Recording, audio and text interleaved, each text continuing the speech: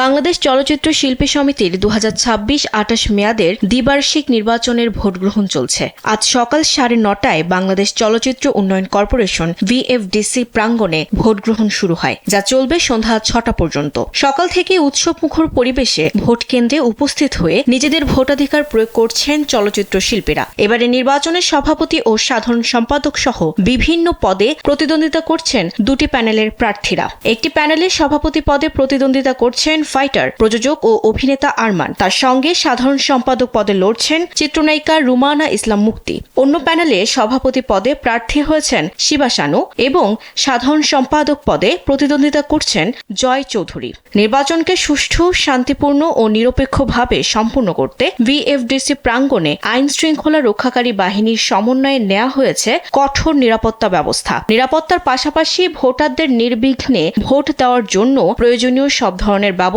রাখা হয়েছে।